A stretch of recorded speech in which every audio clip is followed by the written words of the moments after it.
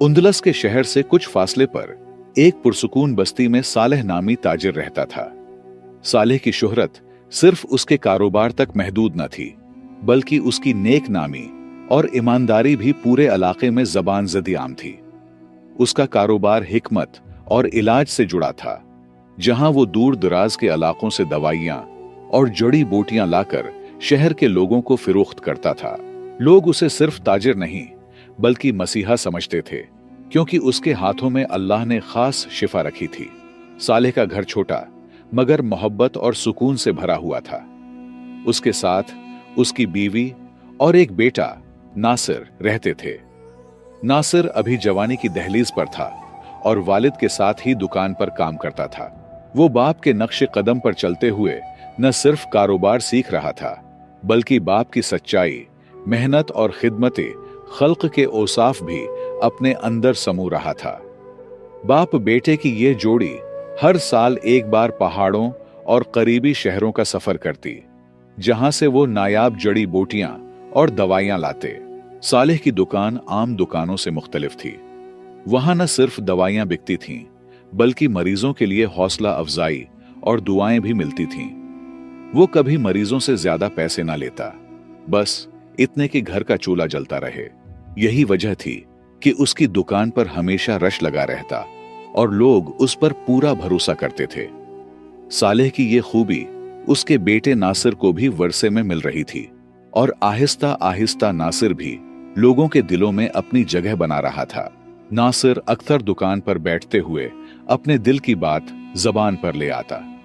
वो मासूमियत से बाप से कहता, अब्बा, आप तो शहर के सबसे बड़े और नामवर हकीम हैं। लोग आप पर सबसे ज्यादा भरोसा करते हैं, फिर भी आप इतना कम मुआवजा क्यों लेते हैं?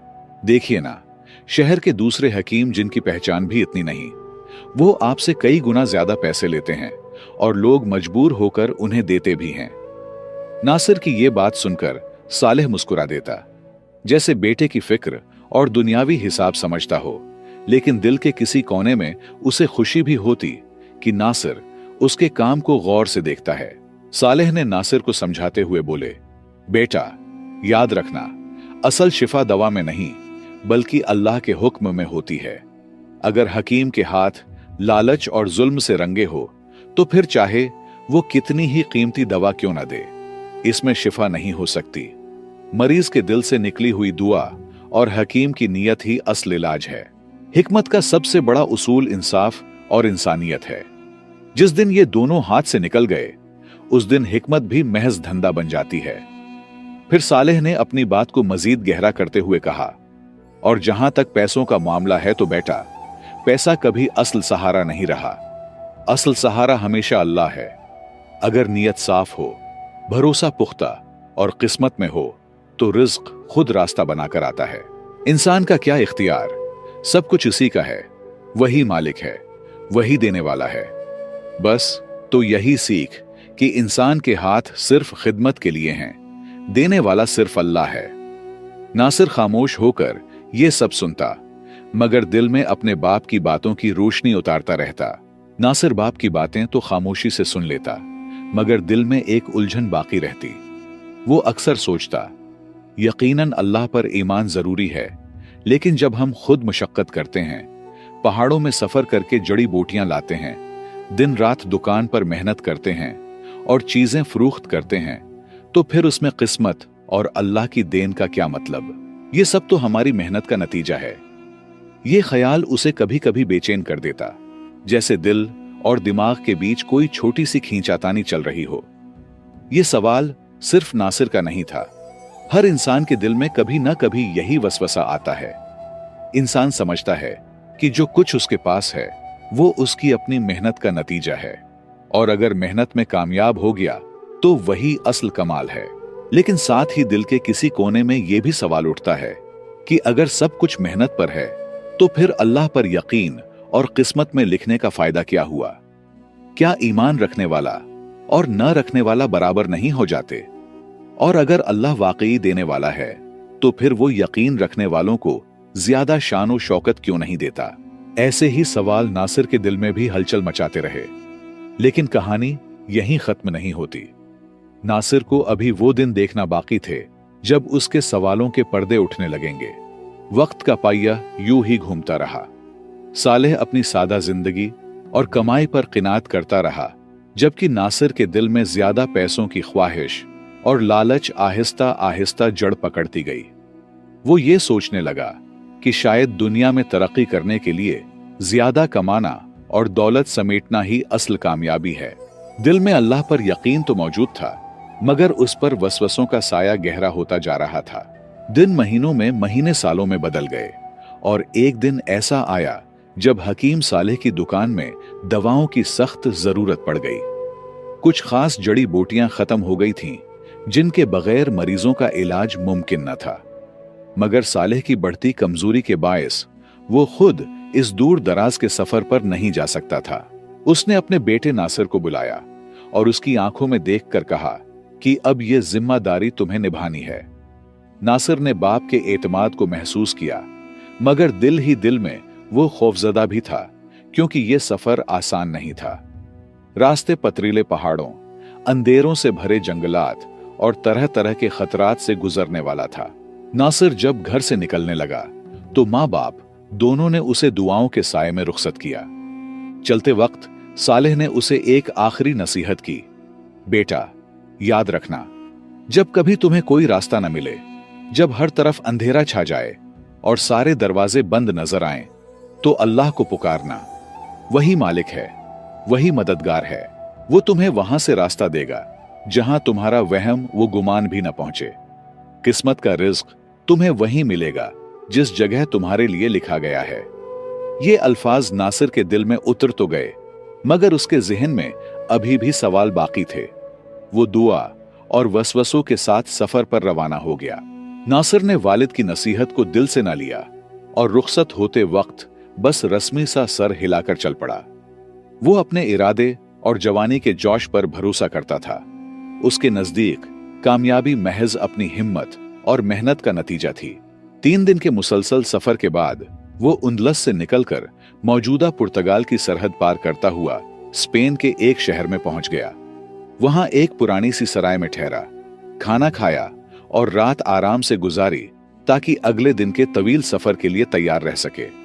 उसके जिहन में यही ख्याल था कि बस मैं हूं और मेरी मेहनत, बाकी सब बातें वहम हैं। अगली सुबह फज्र की अजान गूंजने लगी तो नासिर ने अपना सामान और घोड़ा तैयार किया और नए सफर की राह ली। उसके सामने वो लंबा रास्ता था जो खतरनाक जंगलात और तवील सहराओं से गुजरकर उसे मतलूबा शहर तक ले जाता। सूरज की रोशनी बढ़ती गई और सफर की सख्ती भी बढ़ती गई। वो अपने जवान कदमों के भरोसे पर आगे बढ़ता रहा, मगर हर लम्हा दिल में एक छोटी सी बेचैनी भी छिपी रही, जो उसे याद दिलाती थी कि यह सफर इतना आसान नहीं है। दोपहर के करीब नासिर की ताकत जवाब देने लगी। धूप की शिद्दत और सफर की तकन ने उसे मजबूर कर दिया कि कहीं साया तलाश करे। बिलाखिर उसे एक घना दरख्त मिला, जिसके नीचे वो बैठ गया। सिराय से लिया हुआ खाना निकाला, कुछ खुद खाया और कुछ अपने घोड़े को घास के साथ दिया। सांस बहाल करने के लिए थोड़ा वक्त वहीं गुजारा, मगर जैसे ही तकन कुछ कम हुई, उसने दोबारा रुख्ती सफर बांधा। दोपहर ढलने के बाद नासिर मुसलसल जंगलों की घनी राहों से गुजरता हुआ आगे बढ़ता गया। दरख्तों की काली छाएं खत्म हुई तो सामने बेरहम सहरा फैल गया। वो घोड़े पर सवार हुआ और लंबी राहों पर निकल पड़ा, लेकिन जितना आगे जाता शहर का नामो निशान दिखाई ही न देता। धूप की तपिश, रेत का बेइंतहा फैलाव और खाने पीने की कमी ने उसके दिल में खौफ और बेबसी भर दी। शाम के करीब तकन और भूख ने उसे इंढाल कर दिया। खाने का जखीरा खत्म हो चुका था, घोड़े के लिए भी खुराक बाकी न थी। जैसे जैसे अंधेरा गहरा होता गया, नासिर के दिल में वहशत बढ़ने लगी।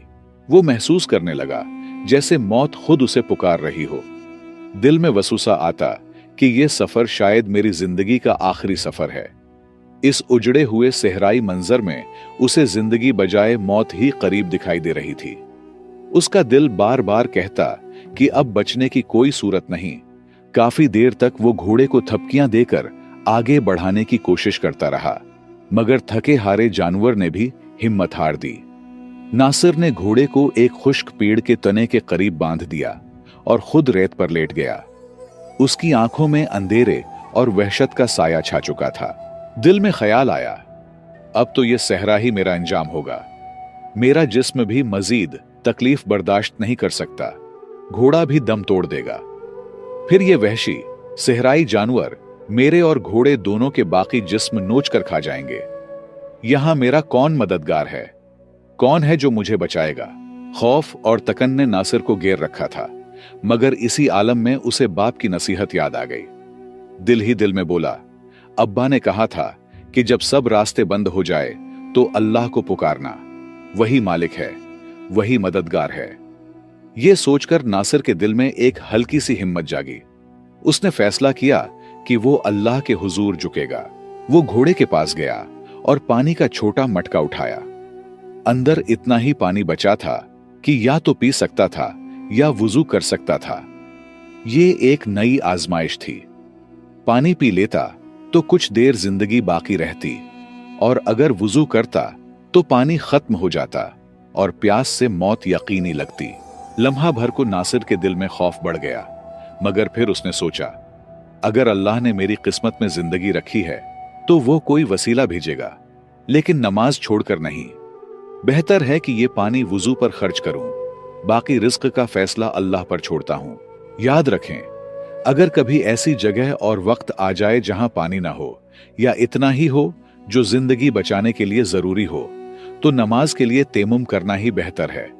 पानी पीना चाहिए ताकि जान बच सके। लिहाजा नासिर ने वुजू किया और मगरिब की नमाज अदा करने के बाद 2 रकात नफल भी पढ़े। सजदे में गिरकर दिल की गहराइयों से दुआ की। आंखों से आंसू बहने लगे।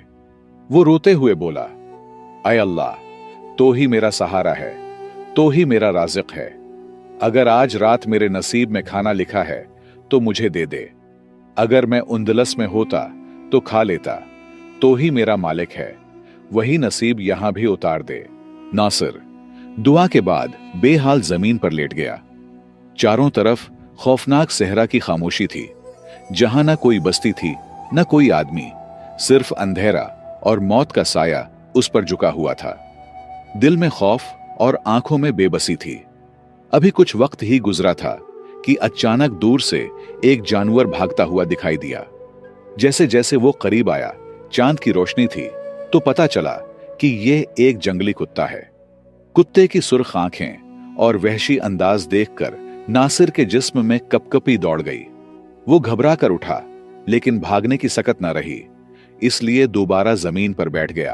कुत्ता भागते भागते नासिर के पास आकर बैठ गया।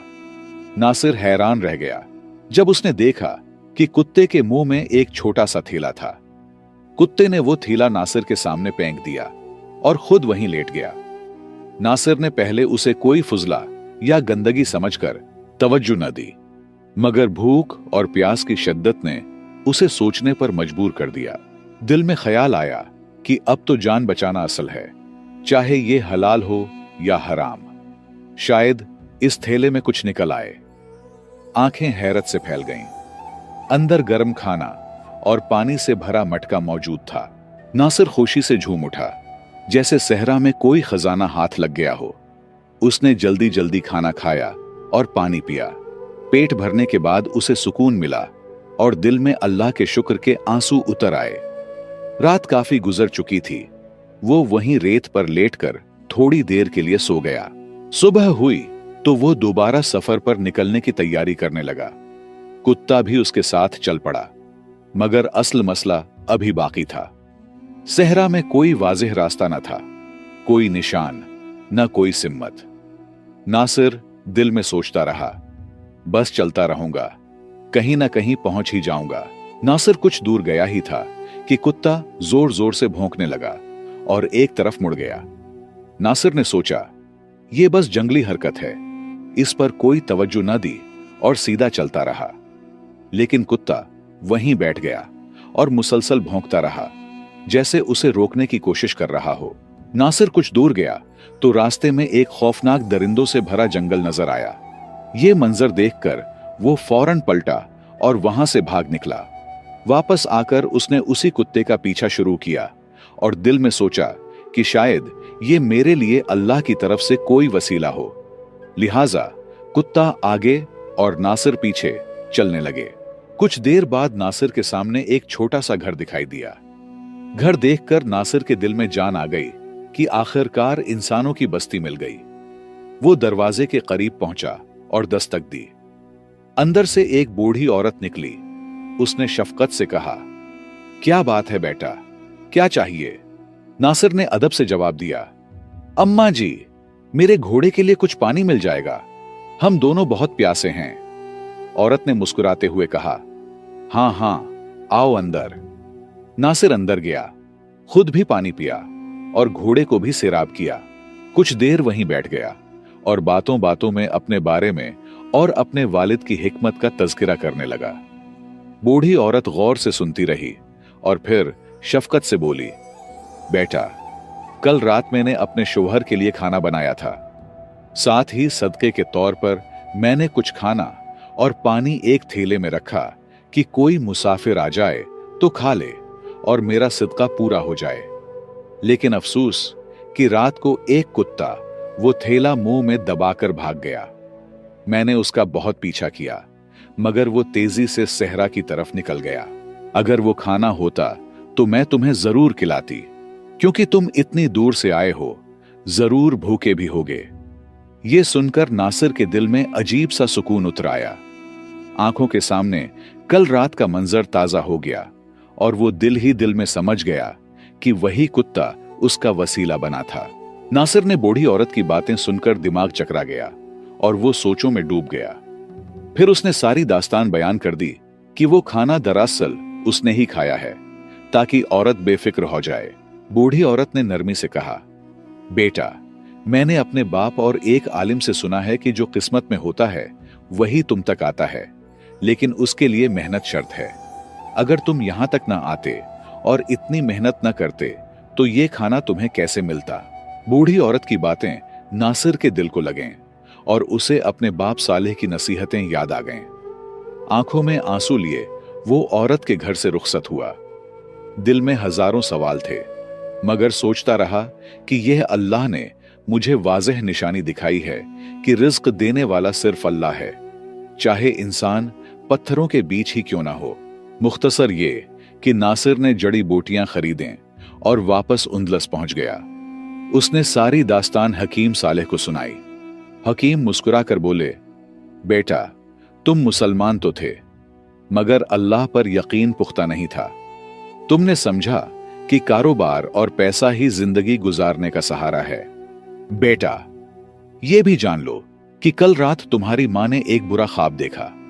वो घबरा कर उठ बैठी, नमाज पढ़ी और कुछ खाना सदके के तौर पर अलग रखा कि सुबह किसी जरूरतमंद को दे, ताकि अल्लाह तुम्हें सख्तियों से महफूज रखे। वही सदका तुम तक पहुंचा। याद रखो, अल्लाह के लिए उंदलस में रिज्क देना और यूनान में खाना पहुंचाना बराबर है।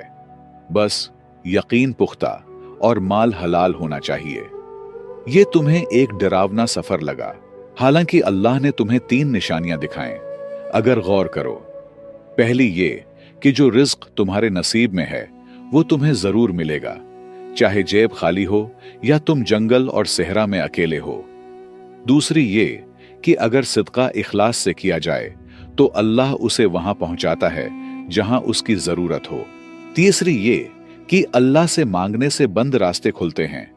तुम्हारे लिए उसने एक कुत्ते को वसीला बना दिया, क्योंकि इंसान का इल्म महदूद है, मगर अल्लाह का इल्म सब पर हावी है।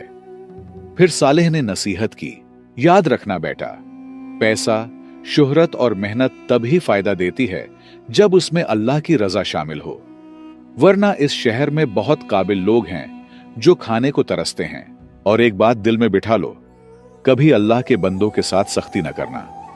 हो सके तो अपना मुनाफा कम कर लो, मगर किसी पर जुल्म न करना, तभी तुम हमेशा कामयाब रहोगे। कम पैसा होगा मगर दिल मुतमईन और खुश रहेगा। और सदका कभी मत छोड़ना। जिस तरह एक सदके की वजह से तुम्हें जिंदगी मिली, इसी तरह तुम्हारे सदके से किसी और की जिंदगी बच सकती है। तो दोस्तों, हमें हमेशा अल्लाह पर कामिल भरोसा रखना चाहिए। जो कामयाबी और मकाम हमें मिला है वो सिर्फ हमारी मेहनत का नतीजा नहीं, बल्कि दुआओं, सिदकात, वालिदैन और गरीबों की दुआओं का असर होता है। अल्लाह वो रास्ते बनाता है जो हमारी नजर में भी नहीं होते। इसलिए दुआ और सिदका कभी ना छोड़ें ताकि अल्लाह की रहमत हम पर नाजिल हो। मुझे उम्मीद है आपने इस कहानी से बहुत कुछ सीखा होगा। मजीद सबक आमूज कहानियों के लिए हमारे पुराने किस्से